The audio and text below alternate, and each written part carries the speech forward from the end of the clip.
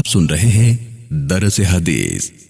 مؤلف ہیں فضیلت الشیخ حضرت مولانا حافظ فضل الرحیم اشرفی صاحب حافظہ اللہ تعالی، محتمم و رئیس جامعہ اشرفیہ لاہور پاکستان۔ رہو بھائیوں کی طرح، معاملہ کرو اجنبیوں کی طرح۔ عن النبی صلی اللہ علیہ وسلم قال: تعاشروا کالاخوان وتعاملوا کالاجانب۔ المشکات۔ رسول اللہ صلی اللہ علیہ وآلہ وسلم نے فرمایا کہ تم لوگ رہو سہو بھائیوں کی طرح اور معاملہ کرو اجنبیوں کی طرح۔ میرے پیارے بھائیوں، اللہ تعالیٰ نے ہمیں باہمی معاملات کے آداب قرآن مجید میں سکھلائے۔ باہمی معاملات میں باہمی رضامندی کو بنیادی اہمیت حاصل ہے۔ باہمی رضامندی جتنی کرم جوشی، دیانتداری اور خلوص پر مبنی ہوگی، لین دین کے معاملات اتنے ہی زیادہ مضبوط، قابل اعتماد اور منافع بخش ہوں گے۔ اس لیے کہ باہمی رضامندی تمام تجارتی امور کی پہلی بنیادی اینٹ ہے۔ ارشاد باری تعالیٰ ہے: اے ایمان والو، تم آپس میں ایک دوسرے کا مال باطل طریقے سے نہ کھاؤ مگر یہ کہ باہمی رضامندی سے تجارت ہو۔ اس ارشاد باری تعالیٰ سے معلوم ہوا کہ دوسرے انسان کو تکلیف پہنچا کر مال کمایا اور کھایا تو یہ جائز نہ ہوگا۔ اس آیت مبارکہ سے ایک بات یہ بھی معلوم ہوئی کہ دونوں فریق اگر باہمی رضامندی سے مال کمانے کے کسی باطل طریقے کو اختیار کرے تو پھر محض باہمی رضامندی سے وہ باطل طریقہ جائز نہیں ہوگا۔ کبھی کبھی رضامندی در حقیقت مجبوری کی رضامندی ہوتی ہے۔ یہ بات درست ہے کہ دور جدید کی تجارت کا ایک بڑا حصہ اشیاء ضروریہ کو ذخیرہ کرنے کی بنا پر چلتا ہے، لیکن اسلام نے ہر طرح کے ذخیرے کو ممنوع قرار نہیں دیا، بلکہ شریعت اسلامیہ میں اس کے لیے لفظ احتکار آیا ہے۔ اس لفظ کی وضاحت خود رسول کریم صلی اللہ علیہ وآلہ وسلم کے ارشاد سے ہوتی ہے۔ فرمایا: جس تاجر نے ذخیرہ اندوزی کی اس ارادے سے کہ وہ اس طرح مسلمانوں پر اس چیز کو مہنگا کرے گا تو وہ خطا کار ہے۔ باہمی معاملات کے لیے ایک یہ بھی حکم ہے کہ سود سے بچا جائے، اور اگر کسی کے ذمے سود ہو تو اسے چھوڑ دیا جائے۔ ارشاد باری تعالیٰ ہے: اے ایمان والو، اللہ سے ڈرو اور چھوڑ دو جو بچ جائے سود میں سے، اگر تم مومن ہو۔ میرے پیارے بھائیوں، باہمی معاملات کے لیے اللہ تعالیٰ نے قرآن مجید میں یہ تعلیم بھی دی کہ ناپ تول پورا رکھنا چاہیے۔ ارشاد باری تعالیٰ ہے: خرابی ہے گھٹا کر دینے والوں کے لیے، وہ لوگ جب دوسرے سے مال لیں تو پورا لیں، اور جب دوسروں کو ناپ یا تول کر دیں تو کم کر دیں۔ اس لیے رسول اللہ صلی اللہ علیہ وآلہ وسلم نے دیانتداری سے ایک قدم آگے بڑھ کر احسان کی تعلیم دی۔ ارشاد نبوی صلی اللہ علیہ وسلم ہے: تول اور جھکتا ہوا تول۔ باہمی معاملات کا ایک ادب یہ سکھایا۔ ارشاد باری تعالیٰ ہے: وَلَا تَكْتُمُوا الشَّهَادَةَ وَمَن يَكْتُمْهَا فَإِنَّهُ آثِمٌ قَلْبُهُ۔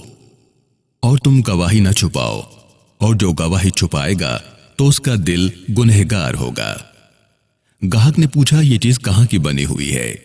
اب ایک طرح سے یہ گواہی بن گئی، چیز بکے یا نہ بکے سچی گواہی دے دی۔ یہی دیانتداری کا تقاضا ہے۔ حالات گواہ ہیں کہ جن تاجروں نے یہ طریقہ اختیار کیا، لوگ محض اس لیے ان سے معاملہ کرتے ہیں کہ یہ تاجر سچا ہے۔ ارشاد باری تعالیٰ ہے، فرمایا: یا ایھا الذین آمنوا اذا تداینتم بدین الی اجل مسمى فاکتبوہ۔ اے ایمان والو، جب ایک دوسرے سے ادھار لین دین کا معاملہ کرو تو اسے لکھ لیا کرو۔ پھر اس آیت مبارکہ میں اللہ رب العالمین نے مزید تفصیلی احکامات دیے کہ لکھنے والا انصاف سے لکھے، اور اگر لکھنے کو کہا جائے تو لکھنے والا انکار نہ کرے اور لکھتے وقت کمی بیشی نہ کرے۔ اب جدید تجارتی امور کاتب کے بجائے کمپیوٹر پر آ گئے، اور اطلاع کے لیے ای میلز اور اس سے بھی زیادہ جدید مشینیں آ رہی ہیں، لیکن احکامات خداوندی کی اہمیت ابھی بھی واضح ہے۔ ارشاد باری تعالیٰ ہے: اگر جس شخص پر حق ہے وہ نادان یا ضعیف ہے اور وہ نہیں لکھوا سکتا تو اس کا کارکن ٹھیک طریقے سے لکھ دے۔ باہمی معاملات میں یہ بھی ضروری ہے کہ ہر چھوٹے بڑے معاملے کو یکساں اہمیت دی جائے۔ چنانچہ ارشاد باری تعالیٰ ہے، فرمایا وَلَا تَسْأَمُوا أَن تَكْتُبُوهُ صَغِيرًا أَوْ كَبِيرًا إِلَىٰ أَجَلِهِ ذَلِكُمْ أَقْسَطُ عِندَ اللَّهِ۔ دیانتداری کے تقاضوں کو نبھانے کے لیے کسی معاملے کے چھوٹے یا بڑے ہونے کو نہ دیکھنا چاہیے۔ اللہ رب العالمین نے یہ ہدایت دی کہ تم قرض کے معاملے کو لکھنے سے نہ اکتایا کرو، خواہ وہ معاملہ بڑا ہو یا چھوٹا۔ یہ لکھنا انصاف کو زیادہ قائم رکھنے والا ہے، اور اس سے کم از کم یہ تو ہوگا کہ تم شبے میں نہ پڑو گے۔ پھر اللہ تعالیٰ نے مزید فرمایا، اگر یہ معاملہ قرض یا ادھار کا نہ ہو بلکہ تجارتاً حاضرتاً یعنی نقد کا معاملہ ہو، یعنی ہاتھوں ہاتھ لینا یا دینا ہو، تو پھر فرمایا فَلَيْسَ عَلَيْكُمْ جُنَاحٌ أَلَّا تَكْتُبُوهَا، تو پھر تم پر کوئی حرج نہیں اگر اسے نہ لکھو۔ معاملات میں بھی گواہ بنانا چاہیے۔ ارشاد باری تعالیٰ ہے وَأَشْهِدُوا إِذَا تَبَايَعْتُمْ، یعنی جب تم خرید و فروخت کرو تو گواہ بنا لیا کرو۔ ارشاد باری تعالیٰ ہے وَإِن كُنتُمْ عَلَى سَفَرٍ وَلَمْ تَجِدُوا كَاتِبًا فَرِهَانٌ مَقْبُوضَةٌ، اگر تم سفر پر ہو اور تمہیں لکھنے والا نہ ملے تو ایسی حالت میں یہ قبضہ رہن رکھ لیا کرو۔ پھر فرمایا فَإِنْ أَمِنَ بَعْضُكُمْ بَعْضًا فَلْيُؤَدِّ الَّذِي اؤْتُمِنَ أَمَانَتَهُ وَلْيَتَّقِ اللَّهَ رَبَّهُ، یعنی تجارتی امور میں ایک دوسرے پر اعتماد ہو، اس لیے کہ رہن کی ضرورت نہ سمجھے تو جس شخص کا اعتبار کر لیا گیا ہے اسے چاہیے کہ وہ دوسرے کا پورا حق ادا کر دے اور اللہ تعالیٰ سے ڈرے۔ باہمی معاملات کا ایک ادب یہ بھی ہے کہ معاملات میں کسی قسم کا ابہام نہ ہو، مدت اور میعاد معلوم ہو، مہینہ اور تاریخ کا تعین واضح ہو۔ دیانتداری کے اس تقاضے کی اللہ تعالیٰ نے الی اجل مسمى سے تعلیم دی ہے۔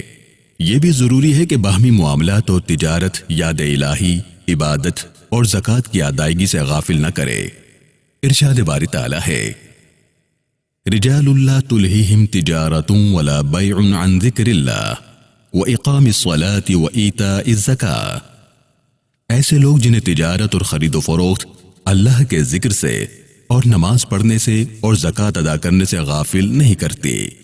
میرے پیارے بھائیوں، ذہن میں یہ بات آتی ہے کہ نمازیں پابندی سے پڑھیں اور زکوٰۃ بھی ادا کریں تو پھر تجارتی امور کے انجام دینے میں رکاوٹ آتی ہے اور مالی نقصان بھی بظاہر نظر آتا ہے، لیکن ہمارے خالق و مالک کو ہماری نفسیات کا بخوب علم ہے۔ اس آیت مبارکہ کے بعد خود فرمایا واللہ یرزق من یشاء بغیر حساب، اور اللہ جسے چاہے بے حساب رزق دیتا ہے۔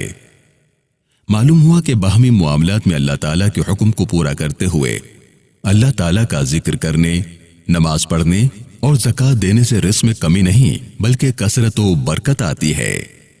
اللہ تعالیٰ باہمی معاملات میں ہم سب کو قرآن حکیم میں بتائے گئے آداب اپنانے کی توفیق عطا فرمائے، آمین۔ وآخر دعوانا ان الحمد للہ رب العالمین۔